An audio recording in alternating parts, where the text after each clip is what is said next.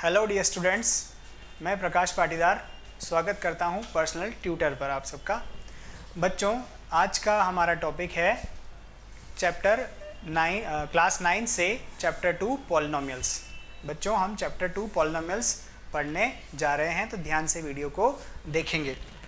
ठीक है बच्चों, देखिए जैसे कि आपको स्लाइड में मेंशन है, स्लाइड में दिख रहा है चैप्टर 2 पॉलिनोमियल्स। पॉलिनोमियल्स क्या चीज़ होती है, सबसे पहले उसका बेसिक हम देखेंगे। ठीक है कि बेसिक चीज़ें क्या होती है, फिर जो चीज़ें नेक्स्ट स्लाइड बाय स्लाइड हम आते जाएंगे, मैं आपको इंट्रोड्यूस करते जाऊंगा। वीडियो को बहुत ध्यान से आपको देखना है। देखिए बच्चों, सबसे पहले तो हमें पॉलिनोमियल्स इन वन वेरिएबल इस पर्टिकुलर चैप्टर में पढ़ना है, तो उसका एक थोड़ा इंट्रोडक्शन अपन देख लेते हैं कि पॉलिनोमियल क्या चीज़ होती है। तो देखते हैं बच्चों कि सपोज मैं लिखता हूँ ax² plus bx equal something 0 और what ever. x² plus bx अगर हम लिखते हैं यहाँ पर, ठीक है बच्चों, तो x² और bx को मैं क्या कह सकता हूँ, एक पॉलिनोमियल कह सकता हूँ इफ़ यहाँ पर क्या हो बच्चों, a और b की वैल्यू क्या हो, कोई कांस्टेंट टर्म हो। क्या हो बच्चों, a और b की वैल्यू क्या हो, कोई कांस्टेंट टर्म हो।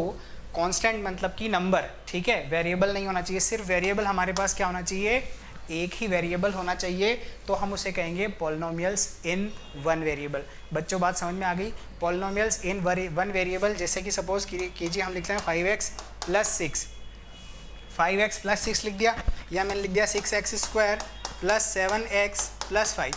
तो बच्चों ये क्या है, पॉलिनोमियल्स इन वन वेरिएबल है, जिनकी स्टडी हमें आगे करना है इस पर्टिकुलर हमारे चैप्टर के अंदर। ठीक है बच्चों, इस चैप्टर के अंदर हमें इसकी क्या करनी है, स्टडी करनी है। तो देखते हैं क्वेश्चन क्या कह रहा है हमें। क्वेश्चन जो है हमारा क्या है, देखिए question number first, the very first question of chapter second is on your board which of the following expressions are polynomial in one variable. ठीक है बच्चों, हमें बताना है कि कौन कौन से एक्सप्रेशन को हम पॉलिनोमियल कह सकते हैं, या कौन कौन से एक्सप्रेशन पॉलिनोमियल होंगे। ठीक है बच्चों, तो ये देखने के लिए हमें सबसे पहले क्या चीज़ चेक करना है कि देखिए पावर जो होती है बच्चों, अगर पावर वेरिएबल की क्या हो, एक कांस्टेंट टर्म हो, या उसे कहते हैं रैशनल हो, रैशनल नंबर हो, तो हम कह सकते हैं कि जो दिया गया एक्सप्रेशन है वो क्या होगा, पॉलिनोमियल होगा। दीज ऑल आर एक्सप्रेशंस, ये सारे के सारे जो एग्जांपल्स हमें दिख रहे हैं बच्चों, वो क्या है, एक्सप्रेशंस हैं। उनमें से हमें पॉलिनोमियल्स इन वन वेरिएबल बताने हैं। ठीक है, उम्मीद है क्वेश्चन आपको समझ में आ रहा होगा। देखिए 4x² माइनस 3x प्लस 7 की अगर अपन बात करते हैं, तो ये क्या है, एक ऐसा एक्सप्रेशन है जो क्या है बच्चों, पॉलिनोमियल है, और उसमें वेरिएबल कितने हैं, वन ही वेरिएबल हम यूज़ कर रहे हैं। देख रहे हैं आप, यहाँ पर x² है, x है, x ही है, बाकी सारी टर्म्स जो हैं वो कांस्टेंट है, 4, 3, 7, माइनस और प्लस ऐसे ऑपरेशंस हैं जिनको हम टुगेदर करके क्या बनाते हैं, एक एक्सप्रेशन फॉर्म करते हैं। ठीक है बच्चों, तो यस हम यहाँ पर लिखेंगे यस। फिर सेकेंड की बात करते हैं बच्चों, y² प्लस रूट 2 आप देख रहे हैं, तो y² प्लस √2 को भी हम क्या कहेंगे, हम कहेंगे ये एक पॉलिनोमियल होगा। ये एक्सप्रेशन क्या होगा, पॉलिनोमियल इन वन वेरिएबल होगा। ठीक है, इसके लिए भी यस लिखना है। देखिए थोड़ा ध्यान रखेंगे कि यहाँ पर √2 आया है, फिर भी मैंने इसको क्या कहा है, एक पॉलिनोमियल कहा है, इस एक्सप्रेशन को एक पॉलिनोमियल कहा है। लेकिन आगे जाके ये हमारे लिए थोड़ा कंफ्यूज वाला मामला है कि भैया ये जो है ये क्या होगा बच्चों, ये नो, इसका आंसर जो होगा वो नो होने वाला है। क्यों? क्योंकि देखो बच्चों, यहाँ पर t की पावर हमारे पास लगाए, t के ऊपर क्या लगाया है, स्क्वायर रूट लगाया गया है। t के ऊपर क्या लगाया गया है, स्क्वायर रूट। और अगर t के ऊपर स्क्वायर रूट है, इसका मतलब t की पावर रैशनल नहीं है, इरैशनल है, रैशनल नहीं है। रैशनल इरैशनल आप खुद ऑलरेडी चैप्टर 1 में पढ़ चुके हैं। तो इसलिए हम इसको क्या नहीं कहेंगे बच्चों, कि ये एक पॉलिनोमियल नहीं होगा, एक्सप्रेशन है लेकिन ये पॉलिनोमियल इन वन वेरिएबल नहीं है। नो लिखना है यहाँ पर। क्यों लिखना है, क्योंकि t की जो पावर है वो क्या है बच्चों, वो है एक इरैशनल नंबर। ठीक है, अब बात करते हैं y plus 1/1/y, y plus 1/y को हम कहेंगे। ठीक है बच्चों, ये क्या होगा, ये होगा यस। ठीक है, ये पॉलिनोमियल क्या होगा, वन वेरिएबल होगा। और आगे बढ़ते हैं तो क्या होगा, ये भी यस लिखेंगे। देखिए बच्चों यहाँ पर यस, यहाँ पर नो आएगा। क्यों आएगा? क्योंकि ये जो है ये वन वेरिएबल नहीं है, यहाँ पर वेरिएबल्स क्या है हमारे पास, बहुत ज़्यादा है, 1, 2 और 3। ये 3 वेरिएबल्स का एक एक्सप्रेशन है। ये पॉलिनोमियल तो है लेकिन क्या है, इसमें वेरिएबल्स जो है वो ज़्यादा है हमारे पास, है ना। नंबर ऑफ वेरिएबल्स जो क्या है यहाँ पर मोर देन 1 है, इसलिए ये मोर देन 1 वेरिएबल हो गया। अब हम देखते हैं बच्चों नेक्स्ट क्वेश्चन। नेक्स्ट क्वेश्चन को देखते हैं।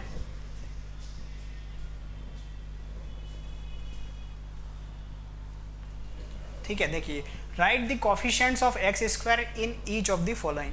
बच्चों एक्स स्क्वायर का कोफिशिएंट हमें लिखना है हर एक कंडीशन में। देखिए इसके लिए,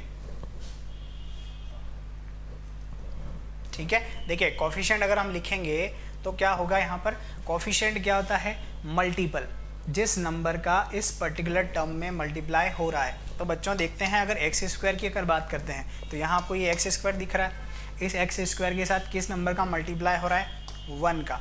एक्स स्क्वायर के साथ किसका मल्टीप्लाई हो रहा है, वो नंबर कोफिशिएंट कहलाता है। ठीक है, ये चीज़ आप जानते होंगे, नहीं जानते हैं तो अब ध्यान आपको रखना है। अगर इस क्वेश्चन के लिए अगर हम बात करते हैं तो बच्चों यहाँ पर -1 जो होगा कोफिशिएंट होगा एक्स स्क्वायर का। ठीक है बच्चों, -1 कोफिशिएंट होगा एक्स स्क्वायर का।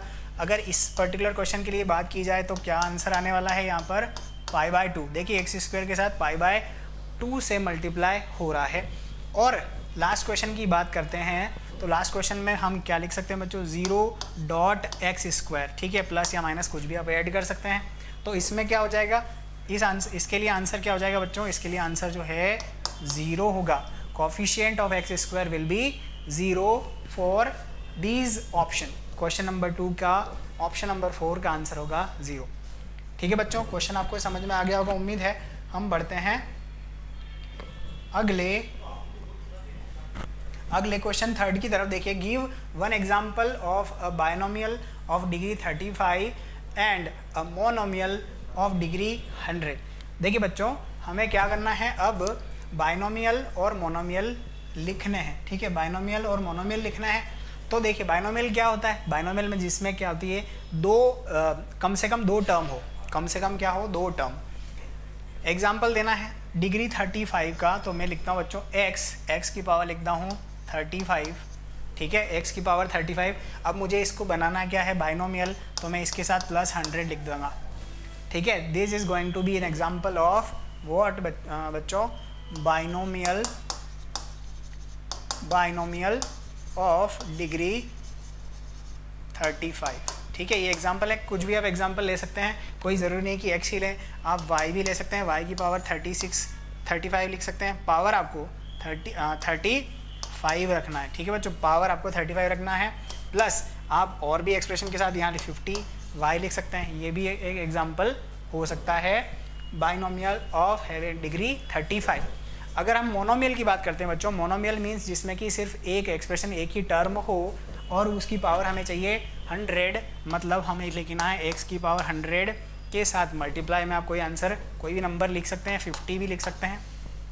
अगर y की टर्म लिखना चाहो तो y की पावर आपको 100 लिखना है और यहाँ पर आप 25, 5 कोई भी नंबर मल्टीप्लाई कोफिशिएंट में ले सकते हैं, साइन प्लस या माइनस भी ले सकते हैं, कोई भी आंसर लिया जा सकता है। सारे के सारे एग्जाम्पल सही होंगे, कोई भी रॉन्ग नहीं होने वाला है। ठीक है बच्चों, हम बढ़ते हैं next question of the exercise पर।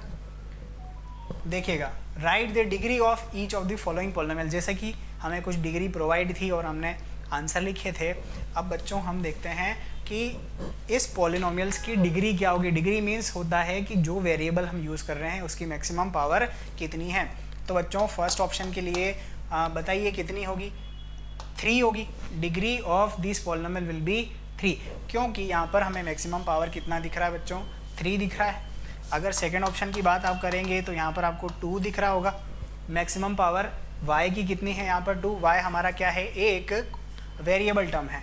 अगर थर्ड ऑप्शन की बात आप करेंगे तो बच्चों यहाँ पर कितना होगा, 1 होगा, डिग्री 1 होगा। और 4 की बात करेंगे तो डिग्री कितना हो जाने वाला है, 0, क्योंकि यहाँ पर कोई टर्म तो है नहीं हमारे पास, x y वेरिएबल नहीं है बच्चों, तो मैं x की पावर 0 लिख सकता हूँ, y की पावर भी 0 लिख सकता हूँ, x y z कुछ भी ले सकता हूँ। तो क्या हो जाएगा, इसकी जो पावर होगी बच्चों वो कितनी होगी, यहाँ पर 0 होगी। ठीक है, अब हम बढ़ते हैं हमारे नेक्स्ट क्वेश्चन की तरफ बच्चों। Classify the following as linear, quadratic and cubic polynomial. ठीक है, हमें क्या करना है, हमें क्लासीफाई करना है किसमें, कि भैया ये जो आपको एक्सप्रेशन दिया है वो लीनियर है, क्वाड्रेटिक है या क्यूबिक है। जो एक्सप्रेशन दिया है, जो पॉलिनोमियल दिया है वो क्या है, लीनियर, क्वाड्रेटिक या क्यूबिक। ठीक है, देखिए अब आपको ये पता होना चाहिए कि लीनियर किसे कहते हैं, क्वाड्रेटिक किसे कहते हैं, है ना, और क्यूबिक किसे कहते हैं। ठीक है, देखो लीनियर का मतलब कि जिसमें वेरिएबल की मैक्सिमम पावर कितनी हो बच्चों, 1। अगर मैं पावर 2 लिख दूंगा तो उसे कहूँगा क्वाड्रेटिक, और अगर इसकी पावर 3 होगी तो वो हो जाएगा क्यूबिक। ठीक है, वो पॉलिनोमियल क्या हो जाएगा बच्चों, क्यूबिक हो जाएगा। बात समझ में आ रही होगी। तो फर्स्ट के लिए अगर हम बात करते हैं, सबसे फर्स्ट जो होगा बच्चों क्या होगा, एक क्वाड्रेटिक पॉलिनोमियल होगा। ठीक है, ऑप्शन अगर सेकंड की बात करें तो क्या हो जाने वाला है, ये एक क्यूबिक। ठीक है, एक क्यूबिक पॉलिनोमियल हो जाएगा। ठीक है, थर्ड ऑप्शन की बात करेंगे तो थर्ड ऑप्शन क्या हो जाएगा, अगेन एक क्वाड्रेटिक होगा, क्वाड्रेटिक पॉलिनोमियल होगा। और ऑप्शन 4 की बात की जाए तो ये क्या है बच्चों, this is a linear polynomial. Option 5 की बात करें तो ये भी एक लीनियर पॉलिनोमियल होगा। 6 की बात करें तो क्या हो जाएगा, ये हो जाएगा क्वाड्रेटिक। पावर 2 है, इसका मतलब क्या हो जाएगा, ये क्वाड्रेटिक। और नेक्स्ट लास्ट की जो पावर है बच्चों कितनी है, 7th वाले की पावर कितनी है, 3, तो ये बन जाने वाला है क्यूबिक। ठीक है बच्चों, ये क्या बन जाने वाला है, क्यूबिक पॉलिनोमियल बन जाने वाला है। ठीक है बच्चों, इस तरीके से ये एक्सरसाइज बच्चों यहाँ पर होती है ख़त्म, जो कि कौन सी थी एक्सरसाइज, हमारी थी 2.1 of NCERT book class 9th। Thank you, बने रहिए पर्सनल ट्यूटर के साथ।